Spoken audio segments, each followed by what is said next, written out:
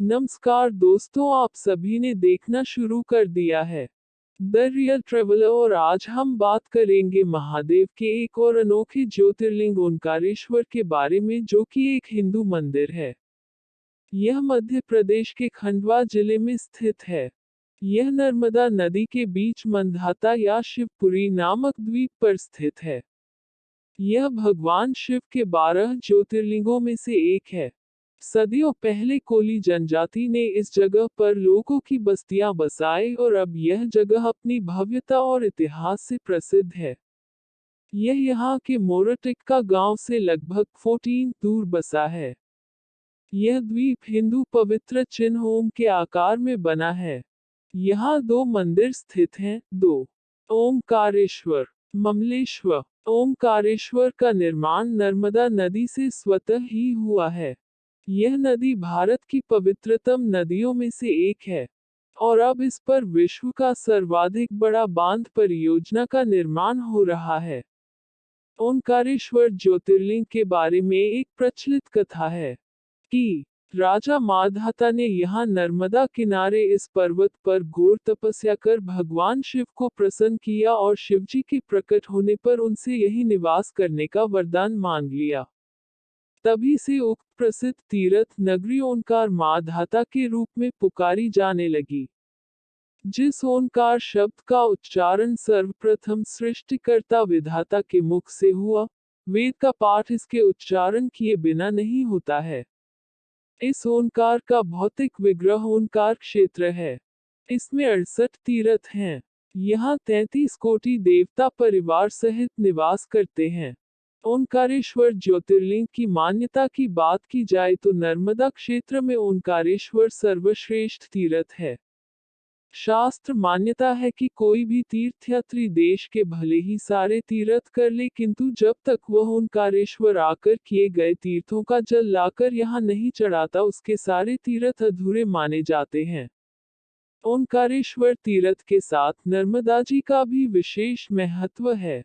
शास्त्र मान्यता के अनुसार जमुना जी में 15 दिन का स्नान तथा गंगा जी में 7 दिन का स्नान जो फल प्रदान करता है, उतना पुण्यफल नर्मदा जी के दर्शन मात्र से प्राप्त हो जाता है।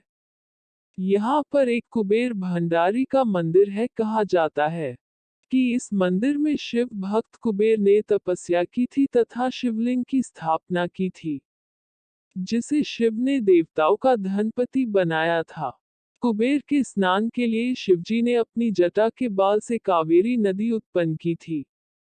यह नदी कुबेर मंदिर के बाजू से बहकर नर्मदा जी में मिलती है, जिसे छोटी परिक्रमा में जाने वाले भक्तों ने प्रत्यक्ष प्रमाण के रूप में देखा है। यही कावेरी ओमकार पर्वत का चक्कर लगाते हुए संगम पर वापस नर्मदा जी से मिलती है। इसे ही नर्मदा कावेरी का संगम कहते हैं। ओंकारेश्वर ज्योतिर्लिंग के दर्शन की बात की जाए तो नर्मदा किनारे जो बस्ती है उसे विष्णुपुरी कहते हैं। यहाँ नर्मदा जी पर पक्का घाट है। सेतु अथवा नौक द्वारा नर्मदा जी को पार करके यात्री माधाता द्वीप में पहुंचता है। उस ओर भी पक्का घाट है। यहाँ घाट के पास नर्मदा जी में कोट तीर्थ या चक्र तीर्थ माना जाता है। यही स्नान करके यात्री सीढ़ियों से ऊपर चढ़कर ओंकारेश्वर मंदिर में दर्शन करने जाते हैं। मंदिर तट पर ही कुछ ऊंचाई पर है। ओंकारेश्वर यात्रा क्रम के बारे में जानते हैं। माधाता टापू में ही ओंकारेश्वर की 2 परिक्रमाएं होती हैं, एक छोटी और एक बड़ी। ओंकारेश्वर की यात्रा 3 दिन की मानी जाती है। इस 3 दिन की यात्रा में यहाँ के सभी तीर्थ आ जाते हैं, अतः इस क्रम से ही वर्णन किया जा रहा है।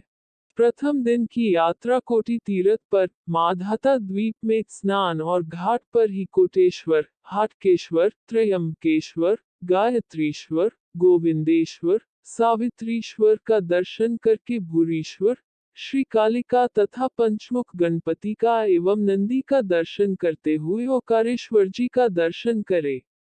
ओंकारेश्वर मंदिर में ही शुकदेव, मानधांतेश्वर, मनागनेश्वर, श्री द्वारिकाधीश, नर्मदेश्वर, नर्मदा देवी, महाकालेश्वर, वैद्यनाथेश्वर, सिद्धेश्वर, रामेश्वर, जालेश्वर के दर्शन करके विशल्या संगम तीर्थ पर विशलेश्वर का दर्शन करते हुए अंधकेश्वर, झुमकेश्वर, नवग्रहेश्वर, मारुति, यहाँ राजा मान की सांग गढ़ी है, साक्षी गणेश, अन्नपूर्णा और तुलसी जी का दर्शन करके मध्याह्न विश्राम किया जाता है।